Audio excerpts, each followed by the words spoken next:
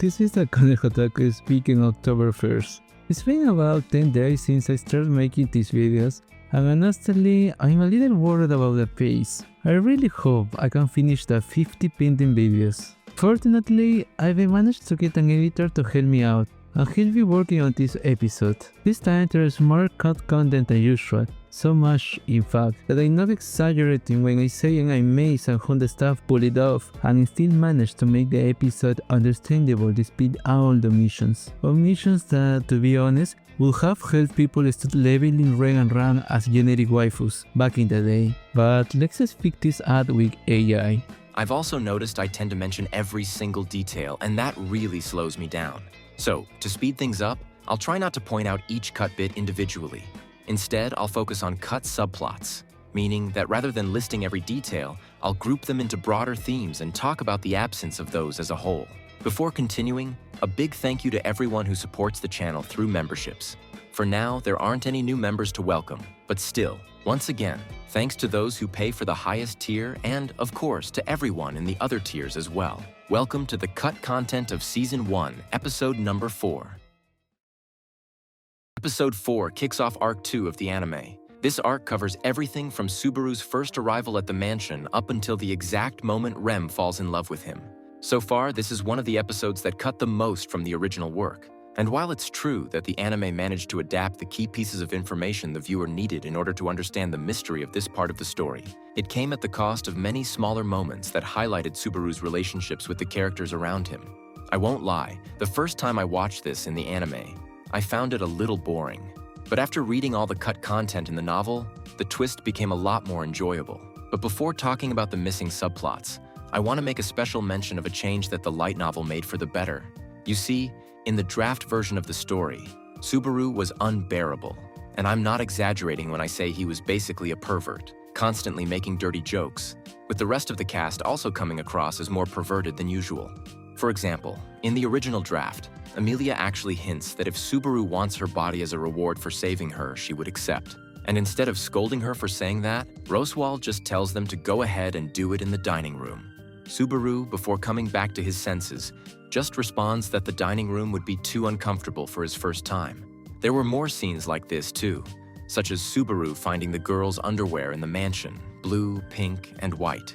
You can probably guess who each one belonged to. It seems that when the story was turned into the official version, the author pulled back on this side of things, either by choice or at his editor's insistence, and changed it into the Subaru we know from the anime. Still an idiot, but at least not an indecent one. Among the most interesting cut details is a mention of how spirits are classified in the world of ReZero. This would have helped clarify Puck's identity, but since Puck wasn't too relevant at this point, that subplot got tossed aside. Cutting Puck's material also meant losing an intelligent move Subaru made, where he had the spirit check him to prove he wasn't a threat to Emilia. That clever trick gave Emilia and her father a reason to overlook why Subaru had decided to help them earlier, despite technically being a complete stranger. And speaking of earlier episodes, this is also where we finally get an explanation of why Emilia ended up alone in the capital. The answer? She got distracted browsing shops and ended up wandering away from Ram. That ties directly into the side stories I mentioned in the previous video. Sadly, there was also a missed mention of Frederica. At one point in the novel, the sisters bring her up, and the outfit Subaru ends up wearing actually belonged to her. It was altered to fit him. Too bad Frederica never appeared in Season 1, so she was cut from the adaptation. Oh, and before I forget, there are two small moments where Subaru thinks about his father. They're not big revelations, but in the novel, whenever he's alone, he recalls his parents and tries to use their memory to guide his decisions. Here, for example, he thought of them while sewing his uniform and later when he woke up alone in the mansion. It's nice to see how the author planted hints of his family from this early on, unlike the anime, where Subaru never directly mentions his parents. I think that covers most of the interesting cuts, so now let's move on to two subplots that I think weren't handled as well. Let's start with the subplot of Rem and Ram. While the anime did a decent job showing how they interacted with Subaru, it also oversimplified a lot. Do you remember those brief montage-like shots of Subaru spending time with them? In the novel, those moments were much longer, and cutting them meant losing some sweet details that would have made the story flow better. For instance, Rem starts showing hostility towards Subaru as soon as he tells her that she's also beautiful and shines in her own right without needing to compare herself to her older sister. As we already know Rem's backstory, we know she constantly tries to live up to Ram to make up for what happened on the night of the tragedy. So, Subaru's words sounded like he was belittling her resolve. From that point on, Rem struggled to hide her murderous intent. She did such a poor job at covering it up that Ram had to step in and trick Subaru, telling him that since Rem was the one who cut hair in the mansion, she was simply upset at his bad hairstyle. Rem, realizing that her sister had seen through her, just played along with the excuse. This also meant cutting a scene where Subaru and Rem made a promise. Rem decided to trust him just a little and agreed to cut his hair when he returned from his date with Amelia. Cutting someone's hair may not sound like much, but in this context, it was the first small step toward building trust. Unfortunately, the loop reset before this could happen, but I like to think that if Subaru hadn't died, the two of them might have started getting along, unlike in the following loops. Since we're already on the topic of Subaru and Rem, there's also a side story about how Subaru arrived at the mansion unconscious and injured. It's said that Rem was the one who carried him, and Beatrice healed him. But later that night, while everyone else was asleep, Rem returned to Subaru's room and tried to strangle him.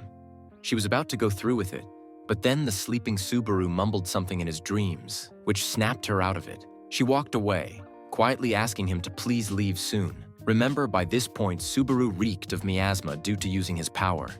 And to Rem, that was the same scent carried by the cultists who had slaughtered her family. It's a shame this never made it into the anime, because it would have helped viewers better understand Rem's conflict with Subaru and added more complexity to her character. Another subplot, though, was handled really well: Subaru and Beko.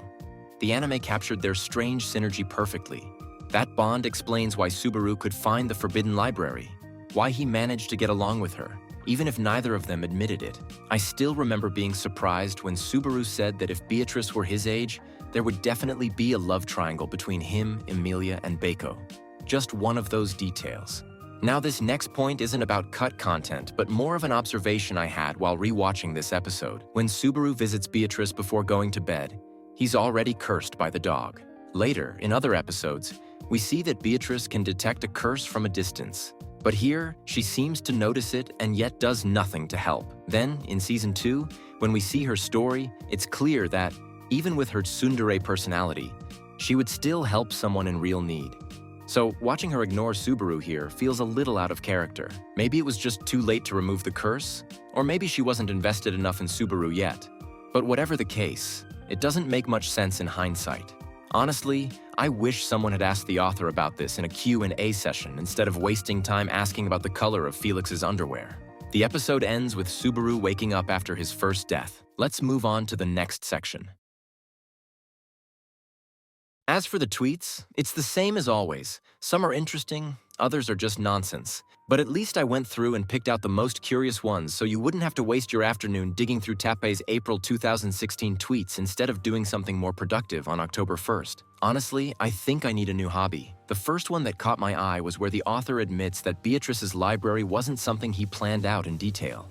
In fact, it was the anime staff who intentionally made it big. And even though it wasn't something Tappei specified, it just ended up sticking that way. Honestly, this doesn't surprise me, since Tappei isn't particularly good at describing locations, at least not in the early arcs. Second, according to the author, the room where Subaru tries on his clothes is actually filled with the Marquis suits. The funny part is that there also seem to be women's outfits in there, which raises the question, either Rosewall enjoys cross-dressing, or those clothes date back to the era when he was originally born as a woman. Third, by high-class etiquette, Subaru should have been sitting far away from Emilia. But of course, since Subaru isn't the type to care about proper etiquette, he just plopped himself down right next to the heroine during that breakfast scene. Fourth, apparently the knife in the kitchen has a name engraved on it, but I have no idea where on earth you're supposed to see that name. I even started wondering if it might be written in Lugunica's language, but I haven't been able to figure it out. I'll leave the alphabet of that isekai language on screen in case anyone wants to take a shot at decrypting it. And fifth, something that impressed the author himself. It seems that Rosewall's voice actor, Takahito Koyasu, didn't need any direction at all when recording his lines. He just did what he thought sounded best, and everyone loved it. Absolute legend. Honestly, this week's break time really caught me off guard. It surprised me because the story they told was completely original, something that doesn't even appear in the novels.